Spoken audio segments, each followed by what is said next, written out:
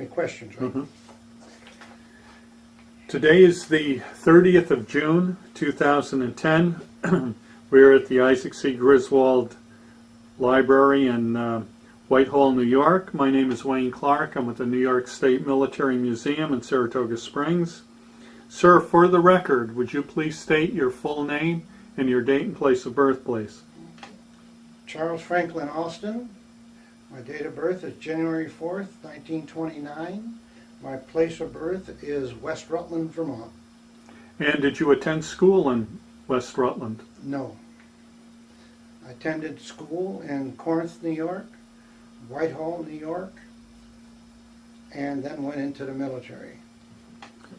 Okay, and let me, before we get to the military, you mentioned that at age 13 you had joined the New York State Home Guard. New York State Home Guard, Company K, Glens Falls, New York, from 13 to 16 December 1945. We was in the Home Guard. Okay. How did you get involved with that? Well, my uncle and I, we were just young kids, and we wanted to become part of the American Armed Forces, and we knew we couldn't go on active duty, so we did the next best thing.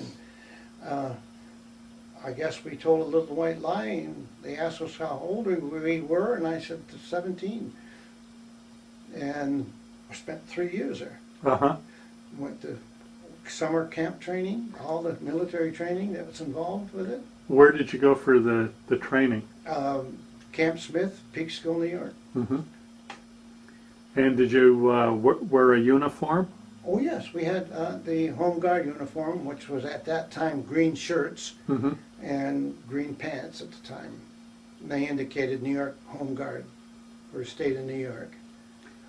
Were they like World War I uniforms at that time? No. They were like World War II. Okay. But just the color was different, so you could distinguish the I difference. see. Did you have any weapons training? Oh yes, we had the 1903 Springfield, machine gun training, and familiarization with all other military weapons. Mm-hmm. And what rank did you advance to? That period, Mm-hmm. private. Private? Okay. And I'm assuming that you enjoyed the military life, and that's why you went on to a career in the military? I joined in 1945 when I enlisted in the Coast Guard, the United States Coast Guard at the time, which incidentally the Coast Guard was under the Department of the Navy at that time. Mm-hmm. Because my uncle has made a career of the Coast Guard, and I wanted to be like him Mm-hmm. at that point. When you joined the Coast Guard, where did they send you for your training? Curtis Bay, Maryland. I was in Curtis Bay, Maryland. Had a couple months of that. Then we were assigned to a U.S. Coast Guard cutter, Owasco, who during that time period, 1946, we were on North Atlantic Patrol, which is the same patrol that the USS Dorchester was torpedoed in Torpedo Valley. Even though it was after the war or towards the end of the war, Mm-hmm. it was still patrolled. And what was your job aboard ship? I was a fireman. I went to basic engineering school in the Coast Guard, Mm-hmm. and I was a fireman in the engine room. And how big a crew was on the ship? Oh, I really don't recall, but I would say Approximately. in the neighborhood of 200 and 250, Okay. because it was a patrol boat. Mm-hmm. And how long did you stay out to sea normally? We would stay out several months at a time until 1947 when we returned to Boston, and I was then assigned to a U.S. Coast Guard cutter Algonquin, who was an air sea rescue. We would rescue ships that were sinking during storm periods Mm-hmm. and what have you. And from that point, I was separated in May of 1947, honorable discharge. And did you have any desire to re-enlist, or did you want to try something else? Well, being of a very, very young age, I was undecided what I wanted to do. Mm-hmm. So I met my wife and married her in April of 1948.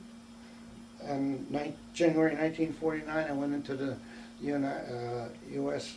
Army National Guard in Whitehall, New York. And with periods of active duty, 1953, 1955. Mm-hmm.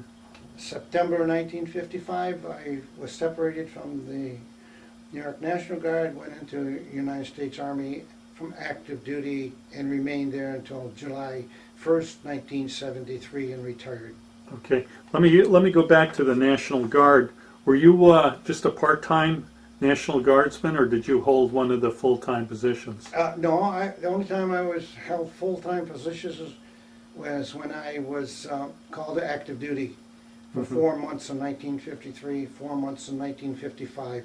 That was considered active duty periods because I was recalled to active duty through special orders. Where did they send you during those periods? Fort Knox, Kentucky.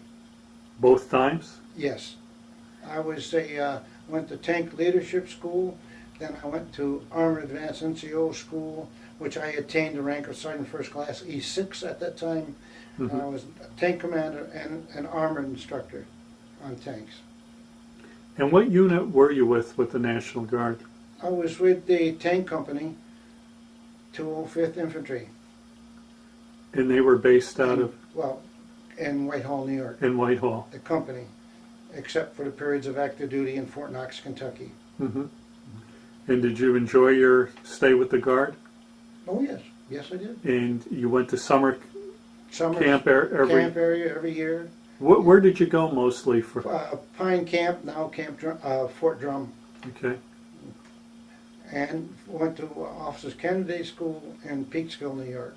So you went through the program called ESMA, Empire State Military Academy? Yes.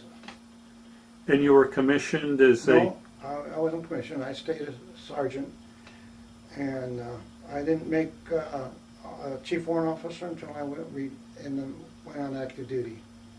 I was a Sergeant First Class E7 for 7 years, and I made chief warrant officer. I worked 6 years in the Pentagon on active duty, and I was assigned to Defense Atomic Support Agency out of the Pentagon. Wow.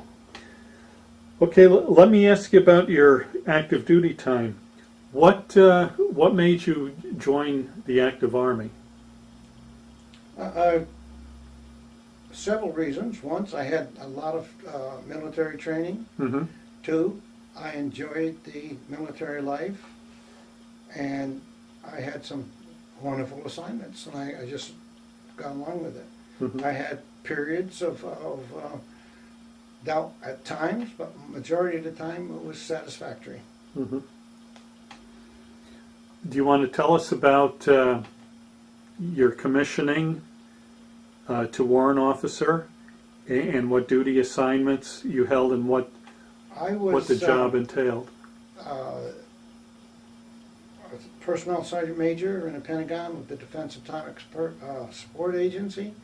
I was also one of the team that was part of the Joint Task Force 7, the last nuclear testing in the Pacific. Mm-hmm. It was my responsibility, administrative responsibility, to provide the troops and arrangements and what have you. From the duty in the Pentagon in 1966, I was appointed to Warrant Officer W1. At that time, I had an assignment with NATO as the Personnel Sergeant Major of NATO American forces in Belgium, when they were just changing from Paris to Belgium. And when they appointed me a warrant officer, they changed my orders and sent me to Vietnam. Now, you held the rank of Sergeant Major. Yes. And how did you feel going from the highest enlisted rank to like the lowest of the officer ranks? I accepted it Mm-hmm. very well, and I adjusted real quickly. Mm-hmm. because I did have the majority of my military training as a sergeant major and a sergeant. So it wasn't hard for me to take command and give orders. And my period of adjustment went very well. I made a very good career of it. And when were you sent to Vietnam? 1966 until 1967. Okay. And my second trip was January to December 1970, a full year. All right. Now, your first trip to Vietnam, how did you get over there? Did you go by? I traveled by the USS Tinge, George L. Tinge. We spent 29 days on the Pacific. Did you get seasick at all? No, I never did, but a lot of troops did. But if you remember, I was in the Coast Guard, not at sea, and I never got sick then either. So, but I never got seasick. I was the assistant adjutant because I was a warrant officer. I was assistant adjutant to the troop command, which each ship, when they have go over, is a command, and I was assistant to the commander. And whereabouts did you land in Vietnam? And we had a stay over in Da Nang, Vietnam, and then our home port was Cam Ranh Bay. What was life like in Cam Ranh Bay, 1966? Sand, and more sand. And we lived on the side of the dunes. We pitched our tents in the sand, and that's sand. It was there, it was hot. Sometimes when we had the opportunity to take showers, we would take a shower at midnight, and the water was almost scalding hot because they put them in 55-gallon drums, and when you come out, you had to be very careful because it was so hot just from the sun. So back in 1966, Cam Ranh Bay really wasn't built up at that point then? No. Matter of fact, because of my duties, and I did very well, I was assigned to an engineer company to construct some enlisted barracks. And I had some teams of enlisted people to do that for me. Did you have Seabees working with you guys too? No, just strictly from our own ranks. Strictly Army built. Were you guys rocketed or hit with mortars? Almost on a nightly basis. It's something you got used to. Occasionally, what they were doing, we were adjacent to an Air Force base, and what they were trying to do is shell the Air Force base. And of course, they sent some our way too. What about ground attacks? Did you experience any of those at all? Not in 66, 67, no. Okay. Did you get out of country on an R&R at all? Yes. I went to Hawaii, a captain and I, we called our wives, made arrangements, and we spent a week on R&R in Hawaii. Did you see any USO shows like Bob Hope or? Oh, yes, I did. I saw Bob Hope. I think it was Christmas 1946. 66, pardon me, 66. And I was helping on the stage.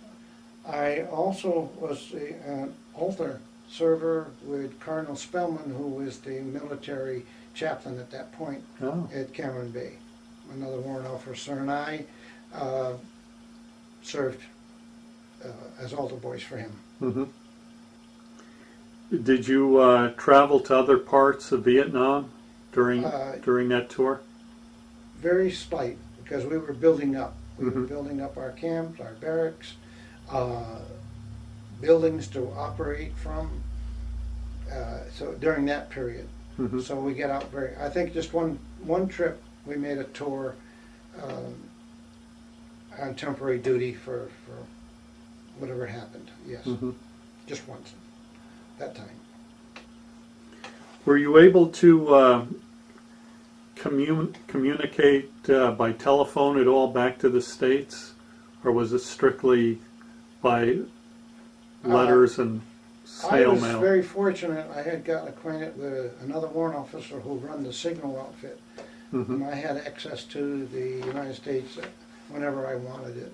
So I felt very fortunate. Mhm. So yes, I could. And I did call my wife once or twice. Okay. What about the food? Did you have fresh food, or did you rely on a lot of sea rations? Well, we had a lot of sea rations, but what some of those Army cooks could do with the sea rations is amazing. Plus, I have very little dislikes when food comes to food. Mhm. Anything that's put in front of me. Mhm. So, but there was a lot of troops didn't, but I Mhm. did. I mean, like I said, I was not fussy. I ate what was presented to me because I needed the nourishment. Mhm. What about the mosquitoes, malaria? Any problems with that?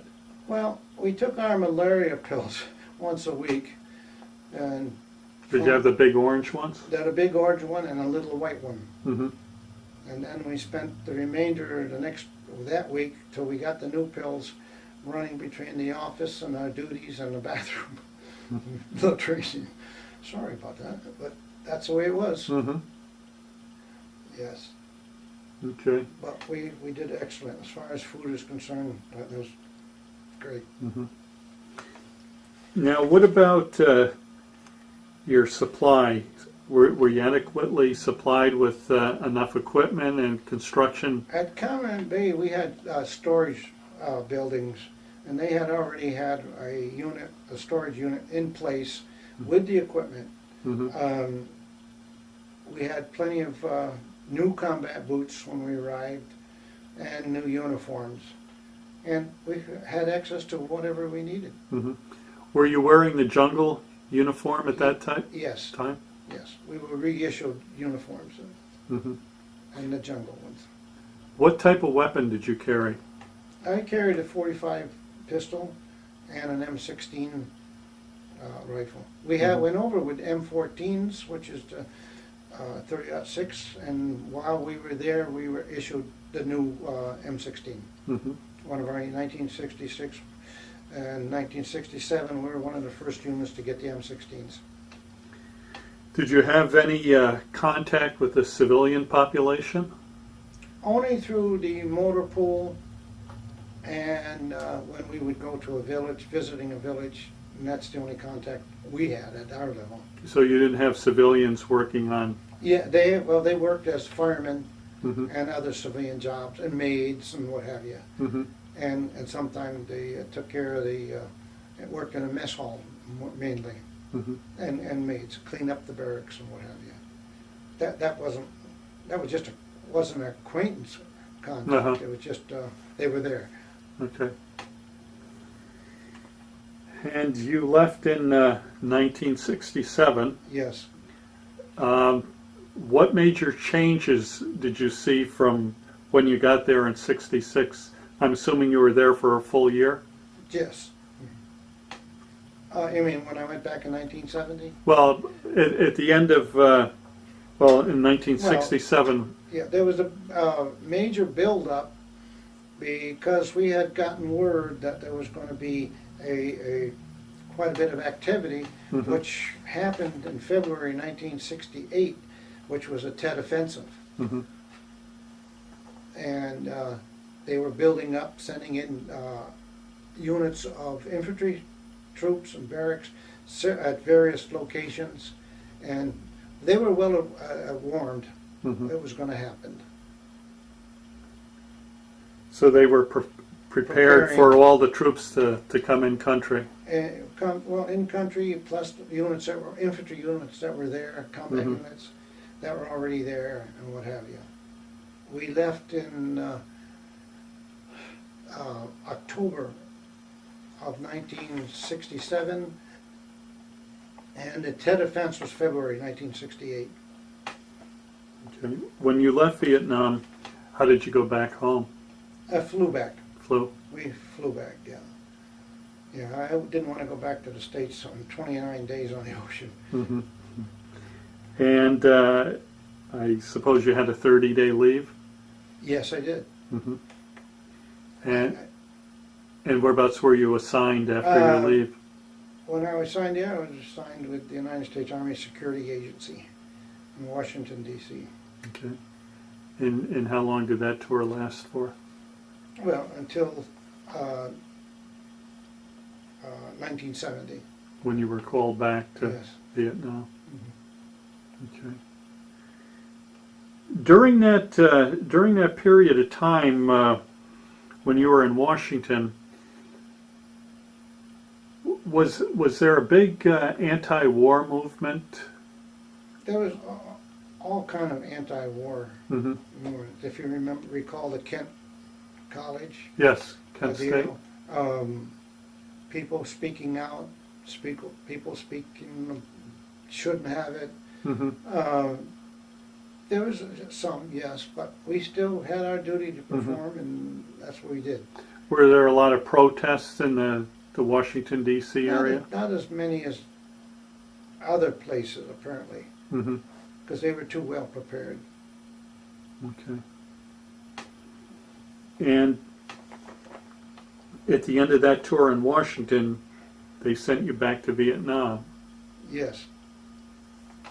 And whereabouts did you go? I was assigned to the 4th Infantry Division, Pleiku, in the Central Highlands.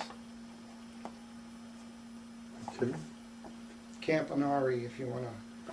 What is that camp? Enari, E-N-A-R-I.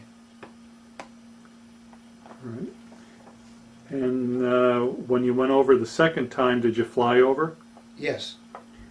And did you land in Cam Bay or Saigon or?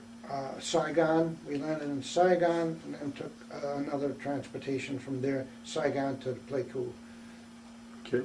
What was Pleiku like in January of 70? It was we were assigned to an Air Force base. Camp Enari was an Air Force base, not an Army base.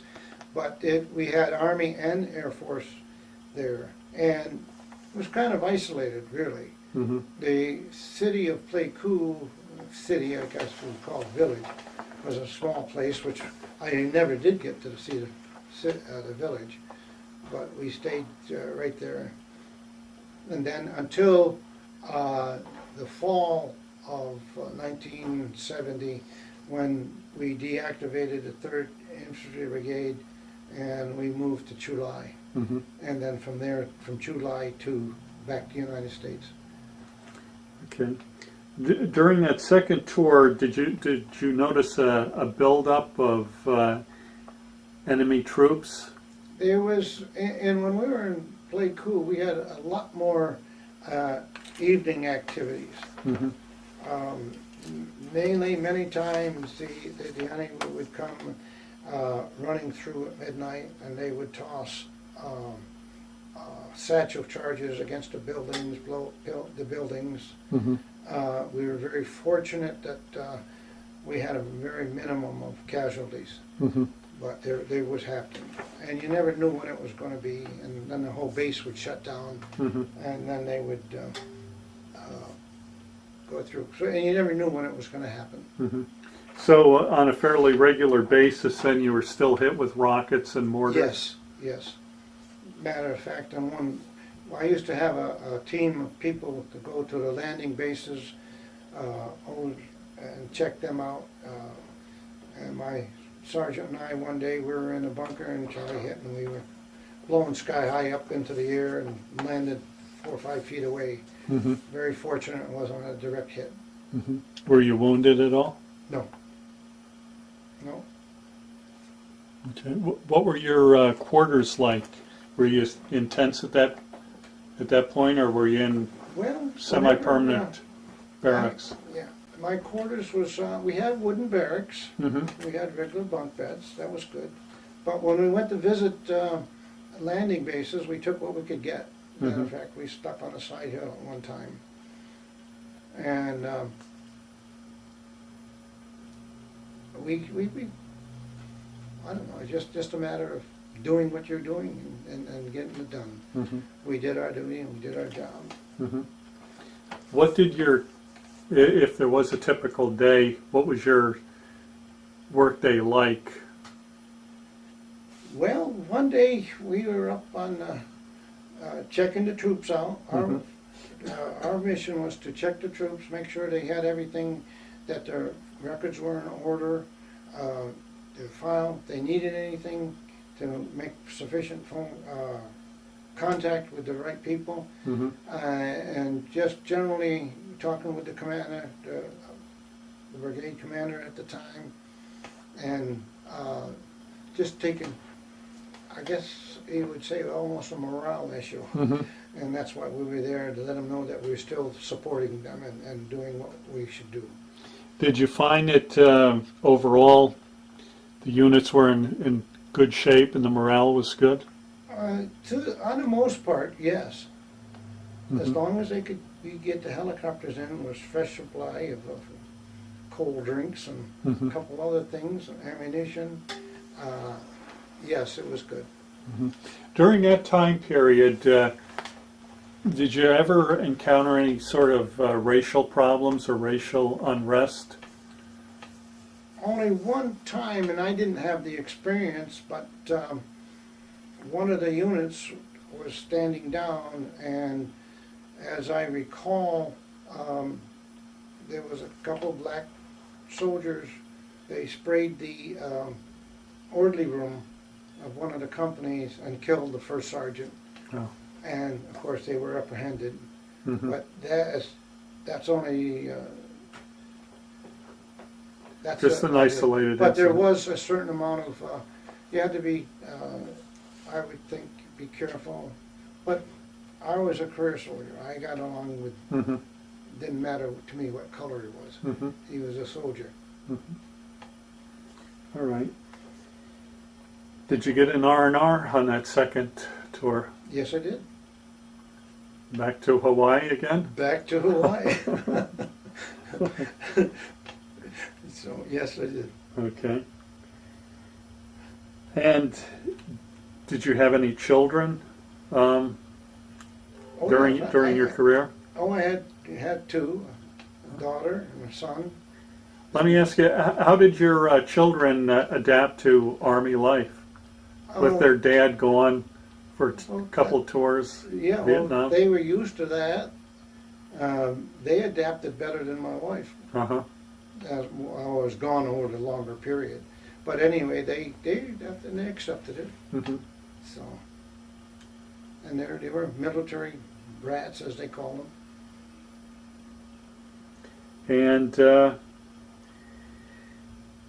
you mentioned going to Chu Lai during the last part of your tour. Mm-hmm. Tell us about how that transpired. Well, that was our jumping off space for the drawing down on the division, and I was in advanced detail to make sure the places for the troops and food and what have you. I was one of the project officers.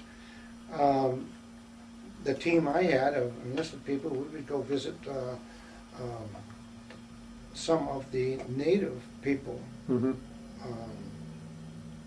And what we got, it was mainly routine. You did your business, you're getting ready to deactivate, Mm-hmm. you're standing down, you're taking inspection, taking inventories of your material and equipment, what's going to be kept, what's going to be sent, and what's going to be left behind for the Vietnamese soldiers. Was there rumors floating around that the United States was going to be pulling out of Vietnam? All the time. Mm-hmm. All the time.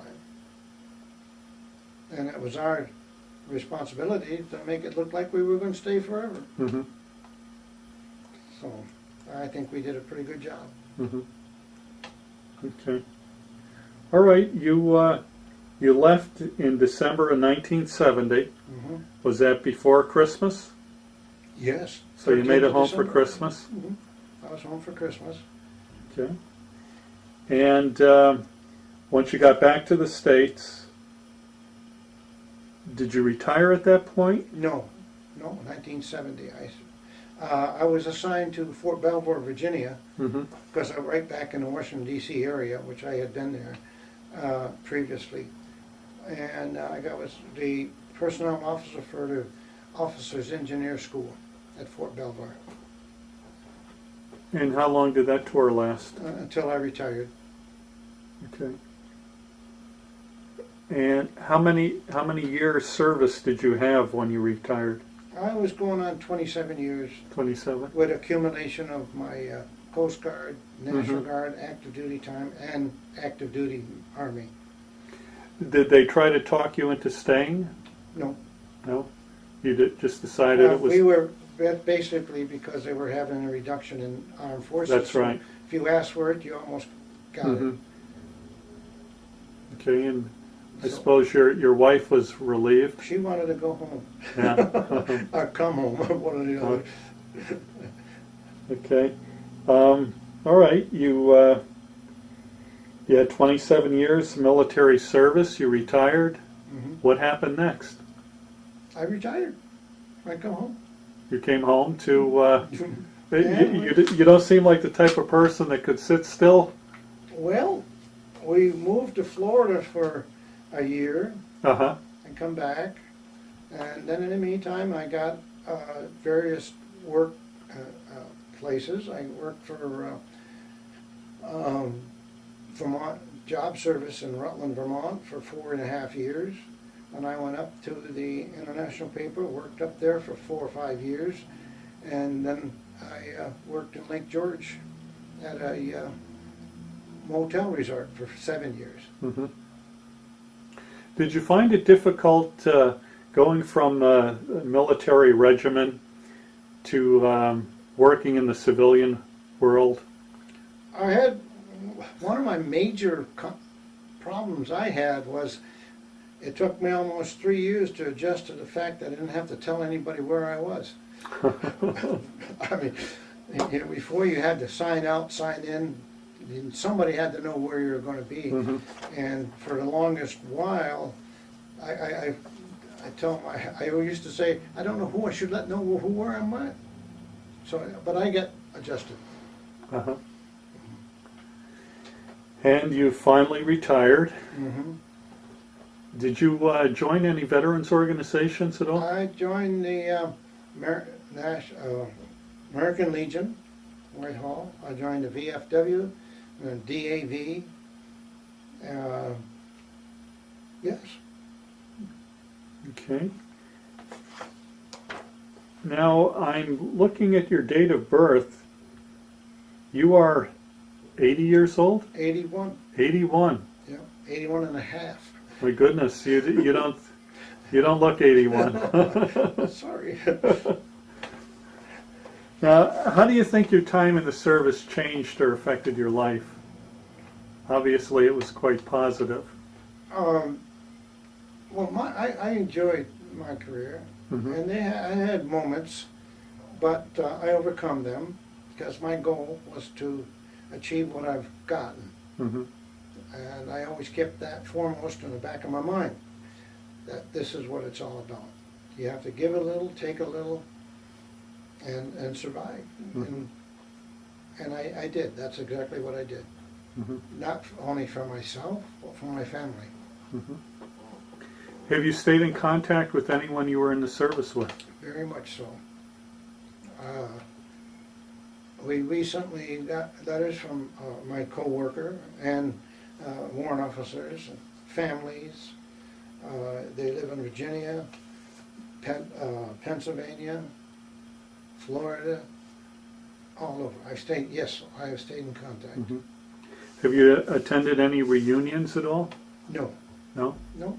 I've been thinking of trying to get do it myself and get established for the 518th Personnel Service Company, our first trip to Vietnam. I've got some current information. I was going to try and get a reunion started, Oh, but I haven't done that much Mhm. about it yet. okay. Is there anything that we didn't touch on that you'd like to tell us or further discuss? Well, it would take a long time to tell a bunch of stories. But you know, I have several medals. I didn't mention them, but I have those. I can send you a list of those. Sure. There's just so many, too many of them. Mm-hmm. I earned a lot of them when I was enlisted, and I earned a lot of them when I was a warrant officer. Okay. Did you have any questions? Yeah, just a couple. Did you bring anything back from Vietnam along mementos? Yes, I did. My last day in Chu Lai, I had bought 2 green elephants. And I bought them, paid for them off down in the civilian village, and they shipped them back home. And I still have them. Matter of fact, they beat me home. I don't know how they did it, because I flew back and there were 2 elephants. I guess the Vietnamese are a sign of good luck in their homes. Now, how big were they? Oh, they were standing, I'd say about 20 inches high. Mm-hmm. And I put glass tops on them, and then you put a lamp on top of that. Were they made out of wood or Ceramics. ceramic? Ceramics. Okay. Yes, I did. Any military stuff? Just myself. Just yourself? Now you retired, I think you said in '73, Yes, July 1973, and I think Vietnam War ended the next year. and 75. How did you feel when you saw the films of Saigon falling? I'm sorry, I didn't hear you. How did you feel when you saw the films of Saigon falling? It must have, I don't know how I felt. All I know is it was evacuating, the people were trying to get out. I saw our troops trying to help people, trying to take care of the masses. And if you want the truth, I was thankful I wasn't there.